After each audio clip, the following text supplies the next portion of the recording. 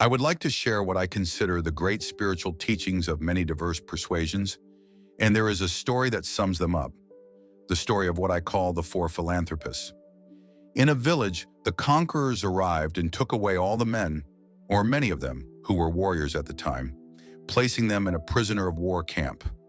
In that same village, many of the villagers knew their countrymen were imprisoned. The first philanthropist was a person of great wealth. He went to those who ran the prison and said, "I understand the men do not have fresh cold water. I would like to donate all my earnings and everything I have to purify the water for them and make sure they do not fall ill." This was granted, and he felt he had fulfilled his destiny. He had done what he was here to do. The second philanthropist discovered the men slept on rocks and were cold at night. They had no blankets. He took all his money and said, "I would like to provide bedding and blankets so they are comfortable when they sleep at night." This was granted, and he donated his money for that purpose. Again, he felt he was fulfilling his destiny. The third philanthropist discovered the food they ate was inadequate, that they were given only beans, water, and bread. He said, "I have a farm, and I would like to grow food and bring it to all these prisoners." He was granted this right, and the three great philanthropists of the village felt they had truly completed the mission for which they were here. But the fourth philanthropist was a saint. He did not live in ordinary human consciousness, but in higher levels of awareness. He found where the keys were, went to the prison at night, and freed all the prisoners. This little metaphor really tells us that when we live in ordinary human consciousness, there is nothing wrong with helping people suffer in comfort. And many of us have learned to do that and to accept it and say, "It is all right. As long as I am comfortable, even if I am suffering, it is all right." But there are those who have the keys, and those keys can open the prisons. One of the great teachers in my life was Carlos Castaneda, and Castaneda spoke of his master, who was what they called a nagual, a Native American term that refers to all that is knowable. His master told him that life is like being born into a mansion with 1,000 rooms, yet you are born into one room, and this room is called daily human consciousness. The only way in is through conception and birth. You are inside, and we are taught the only way out is to die. So we spend our lives in this mansion in one room, even though there are 999 more rooms. We do not know how to get to those rooms unless we die, so we wait to die. What his master told him was, "I can teach you how to leave the room of daily consciousness and enter the other 999 rooms, and if you stay with me and learn everything I have to give you, I can teach you how to leave the house completely without having to die." By rewriting our agreement with reality, what we must do to reach that place where we can take the keys and unlock the self-imposed prisons, or the prisons we have given ourselves based on what we have come to believe are our limitations, what we can and cannot do. We must let that go. I call it rewriting our agreement with reality. We must literally make an entirely new contract with what I perceive as possible for me, and to do that, we must step away from the things we have come to believe. Everything you brought to this program tonight, what you believe, was handed to you by someone else outside yourself. It was handed to you by someone's past experiences or testimonies. Because it comes from outside you, there remains an element of doubt. This element of doubt is not bad, but it keeps you from reaching higher levels because what you think about expands. If you are thinking about doubt, then doubt is what expands. William Blake said, "If the sun and the moon ever doubted, they would immediately go out." So how do we rise above what we believe or what we have been handed, while still honoring and thanking all the teachers and all those who came before us? What we must learn to do is let go of that tribal consciousness and shift to what I call knowing. There is a great difference between what you believe and what you know. Everything you know is something you have made conscious contact with. There is no one in this world who knows how to swim because someone else told them they could swim, or by watching Mark Spitz slice through the water, or by observing others doing it. You might remove some doubt, but you will never know how to swim until you get into the water and splash around a few times and then do it. Then you have knowledge, and that knowledge is something you will never lose, just as with riding a bicycle or dancing the Macarena or making a lemon meringue pie. Anything you know how to do is because you have made conscious contact. I would suggest there is a great difference between knowing of a divine presence, knowing of a sacred awareness, knowing of God and knowing God. There is a great difference, just as there is a great difference between knowing the possibility of being able to heal myself of something that troubles me, perhaps a disease process. I might believe it is possible because I have read others say so and heard others say it, read testimonies, listened to recordings, and gone to seminars. But until I have made conscious contact with it, I will never know it. I would like to share a wonderful poem that speaks to the difference between what you know and what you believe. It was written by a wonderful woman named Valerie Cox, who lives in Seattle and has written quite a bit of poetry. This particular poem truly speaks to me about that difference. Immerse yourself in these words. Valerie Cox's poem tells of a woman waiting in an airport one night with several long hours before her flight. She browsed for a book in the airport shop, bought a bag of cookies, and found a place to sit. Absorbed in her book, she noticed that the man beside her, bold as could be, took 1 or 2 cookies from the bag between them. She tried to ignore him to avoid a scene, munching cookies and watching the clock as this shameless cookie thief diminished her supply. She was growing more irritated as the minutes ticked by, thinking, if I were not so nice, I would punch him in the eye. With every cookie she took, he took one too. When only one remained, she wondered what he would do. With a smile on his face and a nervous laugh, he took the last cookie and broke it in half. He offered her half while he ate the other. She snatched it and thought, oh brother, this guy has some nerve, and he is rude as well. He did not even show gratitude. Never had she been so indignant, and she sighed with relief when her flight was called. She gathered her belongings and headed to the gate, refusing to look back at the ungrateful thief. She boarded the plane and sank into her seat. Then she reached for the book she had almost finished, and, reaching into her bag, she was shocked to see there was her own bag of cookies before her eyes. I love that. If mine are here, she groaned in despair, then the others were his, and he was trying to share. Too late to apologize, she realized with sadness that she was the rude one, the ungrateful one, the thief, the cookie thief. And all of us in some way are cookie thieves. I have 8 beautiful children. Our youngest daughter, Sage, is 8 years old. One of the things you do when you become enlightened and become a guru like me is you practice mindfulness so you never lose anything. Obviously, having attained this exalted level of awareness in my home, with my 8 children, I never lose anything. I place my keys here in a specific spot, but my little one has this wonderful habit of hiding daddy's keys in the morning to see how crazy I get while I look for them. I say, Sage, how many times have I told you not to hide my keys in the morning? Daddy, you told me not to do it. I do not hide your keys anymore. Come on, where did you put my keys? Last time they were in your dollhouse. Daddy, you told me not to do it. Then my 12-year-old daughter, Serena, strikes this pose, watches me raise my voice and says, I wonder what all those people who call you Mr. Positive would think if they saw you right now. They remind me constantly. Finally, I give up. Look, when I come back, I want those keys here. I am going to get dressed, and as I slide my hand into my back pocket, there are my keys exactly where I left them the night before, in my pocket. There is a very fine line between being a guru and being a fool, and I have probably crossed that line more times than I should admit on television. But this idea of being a cookie thief and creating knowing is something I experienced for my wife's benefit a couple of years ago with a man in Maui named Michael Knopf, who had been injured in an accident and was left quadriplegic or paraplegic. At that gathering, when it ended, a man from another island, known as a kahuna, an ancient Polynesian healer, was introduced to me. He said he had enjoyed my talk. I asked, how do you become a kahuna? Did you take Kahuna 101? What courses did you take?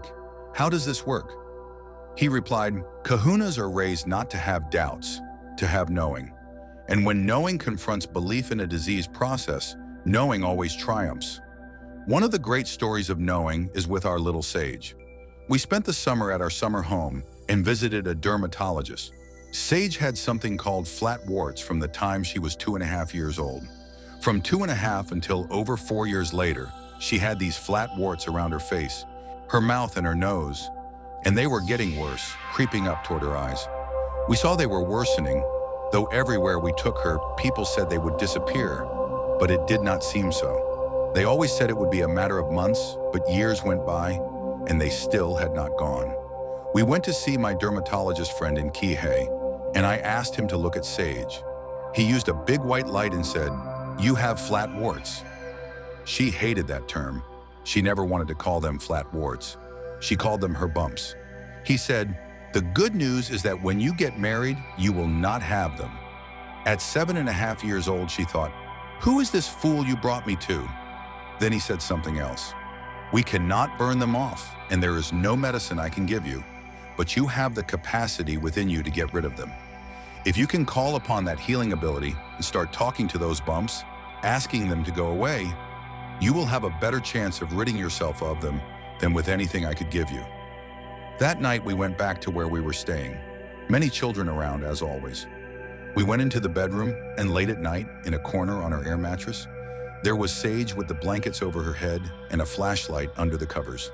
I lifted the blanket and said, "Sweetheart, it is all right." She answered, "I am talking to my bumps." I left and told my wife, "You are not going to believe this, but Sage is in there talking to her bumps. Is that not great?" The next night, the same. The third night, the same. That was Monday. By Friday, as a witness on television, every one of those bumps had disappeared, and they have never returned since. Knowing exists, there is a healing current we can connect to. It is very much like electricity. Electricity has always existed. We simply had not harnessed it. There is a healing current, and when we immerse ourselves in that current with knowing, we move to a higher level within ourselves and allow no doubt. Basically, in each of us, there are two people.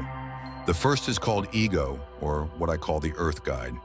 This part of us says we are separate from others, from God, from our environment, and therefore we are in competition. Our worth is based on how much we get, how valuable our things are, how attractive we are, how much money we have, the value of our possessions. This is not a mystical awareness that says we are connected. It is a lower level individual consciousness that says, "This is my ego. This is mine." In each of us, there is also another person called the sacred self or higher self.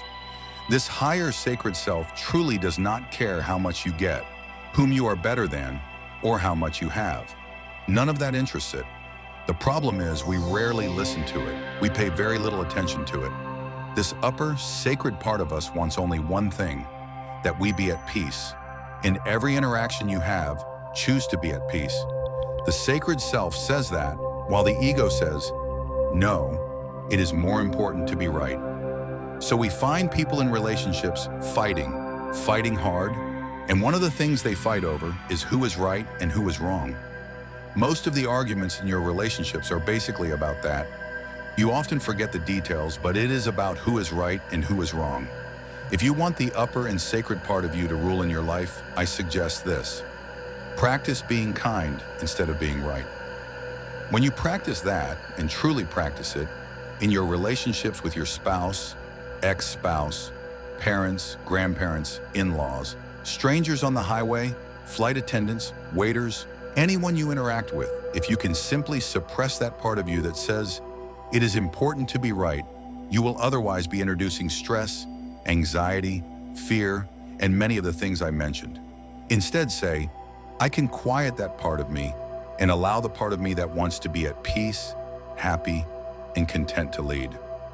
If I gave you a magic wand and told you that with this magic wand, you could have anything you wish, whatever you want, you could have this, a car, fine clothes, a house, whatever it might be. Or if I gave you another wand and said, with this one, for every moment of the rest of your life, you will be at peace. Whatever happens, you will be able to choose peace. We basically know we are here for a very short time, and being able to choose peace is what the sacred part of you urges. Once you understand this, you will begin to step back and stop telling yourself that the people close to you, those in relation with you, do not belong there. Choose peace. This is a program about changing your life, not in the traditional way we usually think of when we talk about changing our lives, which normally means changing behaviors, retraining, acquiring new habits. going out and trying them and changing your life. This program is about changing your thoughts, and then your life will change. Change Your Thoughts, Change Your Life is the name of this program. It is the name of the book, and it is something I strongly support. We have within us the capacity, through how we use our minds and process things and events, to completely change our lives. I can tell you it does not matter how old you are. Whether you are a teenager watching this or someone in your 60s, 70s, or 80s, you can make that change. I will tell you it happened to me 2 years ago on May 10th, when I turned 65. The next day on May 11th, I had a life change. I changed how I thought about who I am, what kind of man I am, what kind of person I want to be for the rest of my life, and where I'm going. Something began to resonate in me. I needed to make a change. At 65, I had a wonderful office, really a townhouse filled with more than 20,000 books, clothes, records of every kind, photos on the wall, awards I had received over the years. Everything I had accumulated in this physical world was in that office. I turned the key and handed it to my manager, Maya, who has been with me for nearly 30 years. I said, I would like you to sell everything or distribute everything there. Sell the townhouse, dispose of everything. Take all the records, all the books. I got rid of my shoes. I left it all behind and handed it over for disposal. I let go of a lifetime of possessions and moved full-time to a place in the middle of the Pacific Ocean on one of our great islands, Maui. In the following month, many things began to come to me about what my life was going to be, things I did not even expect. I think about this idea of age and whether changes and transformations can be made. Many people call it impossible. They say it is impossible. I could not do that. I am so attached to all these things. Or, I am very old. I have lived in the same place for a long time, and so on. Here in this audience is one of the women I revere more than any other woman in the professional world. At 60 years old, she changed her thoughts and her life changed dramatically. She founded a publishing house called Hay House, one of the largest publishers in the world of spirituality and higher consciousness materials. She wrote a book called You Can Heal Your Life. She is here today. Her name is Louise Hay. Louise, would you stand? With a great number of people around the world, she just celebrated her 80th birthday. I wish I looked like that even at 60. I am deeply honored that you are here, dear one. Thank you. What happened for me in the following months was absolutely transformative. A friend of mine, gravely addicted to all kinds of drugs and alcohol and near death, rejected all kinds of treatment. He did not want to go through the programs, but he read a book called the Tao Te Ching. He told me, Tao in ancient Chinese means the way, Te means the application of or the virtue of, Ching means book. So it is the book to apply the virtue of living the way. He told me this, and I thought, I have heard of the Tao Te Ching. I have heard of Taoism. I am familiar with it. I read it when I was in college. I even lectured on it when I taught at a university in New York. At St. John's University, I had a superficial awareness of it, but it was not something I was deeply interested in. One night watching a television program, someone mentioned the Tao. I went into a bookstore and found a copy of the Tao. All of this took place in the 6 months between when I left my office and moved. I could not resist any longer and said, I truly want to read the Tao. I am going to take an entire year, 365 days, and every 4 days I am going to read one verse. Some of them have only 4 lines, others have 12 or 16 lines. I want to create a way to see whether I can live the Tao. Every morning I got up, looked at this picture, and asked, what would you say to people living now, given the current conditions of life? What would you do?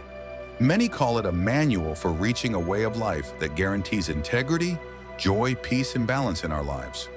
A contemporary of Lao Tzu, much younger than Lao Tzu, named Confucius, heard of this wise old man and decided to visit him. He spent an entire day listening to Lao Tzu, while Confucius was trying to establish rules of etiquette and how people should behave.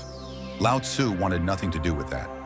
Upon returning, Confucius said to his people, of birds, I know they have wings to fly. Of fish, I know they have fins to swim. Of beasts, I know they have feet to run. For feet there are traps, for fins there are nets, for wings there are arrows. But who knows how dragons ride the wind and the clouds to the heavens? Today I have seen Lao, and he is a dragon. A dragon in ancient China represented something so mysterious and hard to understand because it could always be something else. A great poet, Rumi, said, "The day you were born, a ladder was placed to help you escape this world." I believe the Tao Te Ching and what I did with Change Your Thoughts, Change Your Life that took me an entire year, every day, is a ladder that will help you return. In the Tao, there is a famous line, "Return is the movement of the Tao." Everything in the world of form emanates from something formless. There was a second in which you went from not being to being, and what Lao sought to teach was to return to that place from which you came and live your life from the spiritual perspective. Another great poet, T.S. Eliot, said, "We shall not cease from exploration, and the end of all our exploring will be to arrive where we started and know the place for the first time." What I ask of you is to learn to die while you are alive, because we all shall return.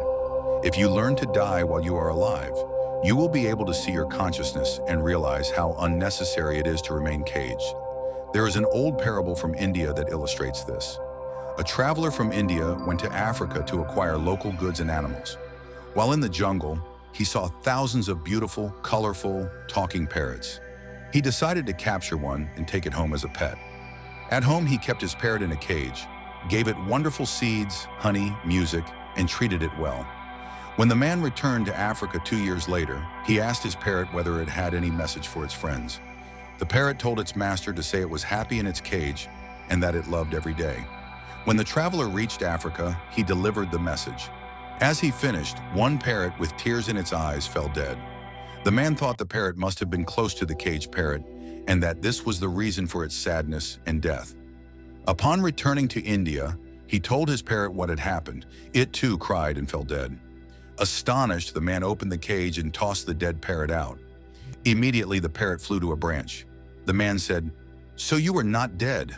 Why did you do that?" The parrot replied, "That parrot in Africa sent me a message. If you want to escape your cage, you must die while you are alive." We must die while we are alive to see our consciousness and see ourselves trapped in our cage, which in our case is our body. We will realize how unnecessary it is to remain caged. Is that not a great story? I encourage you to create a sacred space and place in it everything that has energetic value for you. Photos, mementos, statues, anything with significant meaning. This sacred space will call to you, and when you enter that holy place, wonderful things will happen for you, especially in the middle of the night, when no one else is awake and you feel closest to God, until Lao Tzu. I would like to review some key thoughts you should consider changing to become a more spiritually fulfilled person. The first thought to change is, I cannot trust my own nature, to I trust my own nature. Has it ever occurred to you that you have a nature so deep it is always calling you? No one else can know it, impose it upon you, or tell you what you feel here, what you know about why you are here, and what you are doing here. No one else can explain it or explore it with you. You can. Everything in the universe has a nature. Your dog has a nature. A crocodile has a nature. A duck has a nature. Everything has its nature. Everything has a dharma, including you. But we have grown up believing, I cannot trust that nature. Trust your nature. Know you came from a divine place of well-being, and trust it. Verse 38 of the Tao says, "The great master follows his own nature and not the trappings of life. A truly good man is not conscious of his goodness, and thus he is good." Think of yourself in that first moment of life, when you went from nothing to being. From nothing, you are now here. Everything this physical body required was handled in that place, and everything you needed for your physical world as well. Why not believe that not only was your physiology handled, but everything else you needed? If only you could stop interfering with it and stop letting others do so. This is a great part of understanding Change Your Thoughts. Change your life. The idea that I have a nature I can trust, not something to fear, and I can stop allowing others to interfere with it. We spent those 9 months completely uninterrupted, without questions, everything worked, and then we say, we will take it from here. We say to God, good job, thanks, and push that aside. We take control. We have an ego, and this ego gathers a series of beliefs. I am what I have. I am what I do. I am what others think of me. We are raised to believe that the more I accumulate, the more things I possess. That is who I am. The more others like me, the more I am worth. That is how we grow up. I want to tell you a story about one of my daughters, Tracy. We lived in Detroit when she was born. She arrived in the middle of the Detroit riots, when they said no one should go out. She decided it would be a good time to appear. When she appeared around the second or third year, Tracy went to preschool and came home with a gold star. "Daddy, Daddy," she said. I answered, "I am not much interested in gold stars, but what have you done?" "What is this?" She said, "We did something at school called addition, and I got them all right." I said, "Addition? I cannot believe that at 3 years old you already know addition." I launched into a long talk about addition and how amazing she was. She kept saying, "Daddy, the gold star." Finally, she said, "I was the only one in class who got a gold star." "I got everything right," I said. "Tracy, some people need to have gold stars and teachers like to give them and make that the reason you do something. But your dad does not care much about that. I am more interested in what you are learning." She said, "All right." She was used to having a weird dad. A month later, she came home with a paper that looked as if it had had a gold star, but it had obviously been removed. Her fingerprints were all over it. "What is this?" I asked. "Now we are doing subtraction," she said. "Subtraction? That is amazing." I took her piggy bank and said, "This is subtraction. Is that not great?" She asked me to give her money back. Finally, I could not help myself and asked, "What happened to the star?" She said, "The teacher gave me another gold star." "What did you do with it?" "I returned it." "What did you tell her?" "I told her to give it to someone who needed it." True story. And there she is, right here. And this year she turns 40. So we must learn to take this ego, this part of us that believes we are what we have, what we do, and what others think of us. And remember that if you grow up believing you are what you do, when you no longer do it, you are not. If you believe you are what you have, when it is gone, you are not. And if you believe you are what others think of you, your reputation, we raise people to believe they must worry about what others think. Take this ego and retrain it. Take the idea of fear, what are you afraid of? And change from fear to curiosity. Be curious about what frightens you. That is what Lao Tzu taught me. Be curious about what you fear.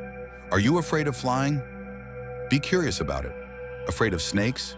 Afraid of disapproval? Move from fear to curiosity and begin to get rid of the things you are attached to. Photos, furniture, clothes, all those things to which you feel so attached, and begin to let them go. On the day I turned that key, May 11th of 2006, I did not even know where I was going. I only knew a change was happening.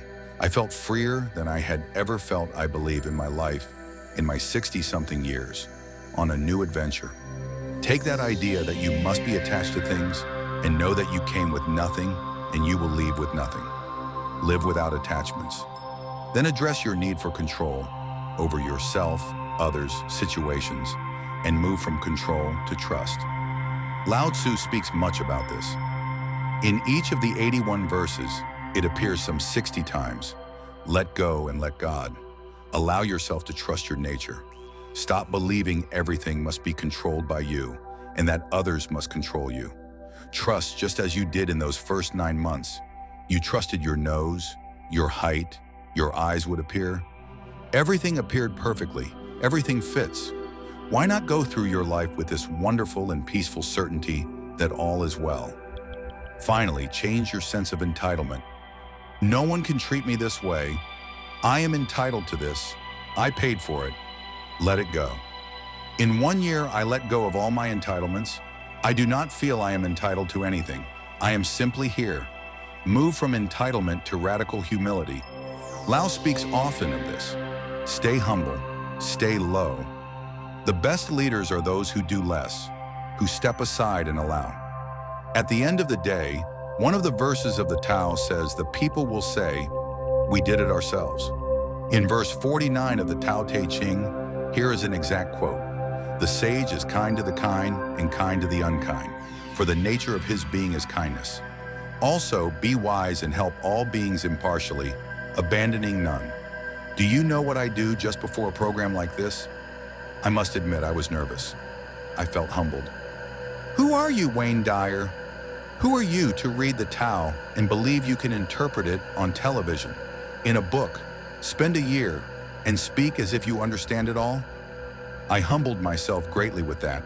You know what I say? Tao, which is only another word for God or source. Guide me. Guide me now. I have that awareness before going out. In A Course in Miracles, it says, if you knew who walks beside you at all times on this path that you have chosen, you could never experience fear or doubt again. I remember Mother Teresa saying to a dear friend of mine who asked what he could do for her. Finally, she said, you can do something for me. Tomorrow morning, get up at 4 a.m, go to the streets of Phoenix, find someone living there who believes he is alone, and convince him he is not. That is what you can do. That is how saints speak. That is how Lao Tzu spoke. Let us move to the next thought to change. You change from the thought, I cannot trust my nature, to I trust my nature. Change your thought from I need more to what I call living in contentment. What is this needing more? It is the mantra of the ego, is it not? I need more. More friends, more money, more things, more and more. But from where you came, you needed nothing. We are continuously bombarded with the idea that we must have more. One reason I love public television so much is that you do not see commercials on PBS. You are not constantly exposed to the idea that you need more, that if you do not have this, you are incomplete. Lao Tzu says, live in contentment, live in a state of being content. Verse 81, the last verse of the Tao Te Ching, my favorite translation, and I included it in the book, says the sages do not hoard, they give everything to others. The more they have, the more they give. It is a great lesson. My son Sans and I are very close. We spent a couple of months together in Maui, simply being together. He came home last summer with 4 t-shirts he loved. I asked, which one do you like best? He said, that blue one with the surfer graphic. I said, great, I would like that one. He said, no, Dad, that is my favorite. I said, I know it is your favorite, but I would like to have it. He said, you are crazy. You cannot have my favorite t-shirt. I said, think about it. Let go of attachment. Eventually, I took it, I put it on and said, I am going to wear this shirt until you are happy I have it. I wore it for 2 weeks, day and night, until one day he said, Dad, I am so happy you have that shirt. I said, great, now I can take it off. What a great lesson. The 80-20 rule says that 20% of what you have is what you use. 80% you do not use. Get rid of the 80% you do not use and practice giving it away. Listen to this poem by Hafiz. Even after all this time, the sun never says to the earth, you owe me. Look what happens with a love like that. It lights the whole sky. Practice living in a state of contentment. It is so powerful. Begin each morning by saying, thank you. That is what I do. I wake and say, thank you, God. Thank you, Source. Thank you, Tao. The opening of the Tao says, the Tao that can be named is not the Tao. As soon as you give it a name, it vanishes. It has no name. It is simply constantly in a state of creation, from a state of love. Having come this far, have you not seen this other reflection from Wayne Dyer? I would not miss it.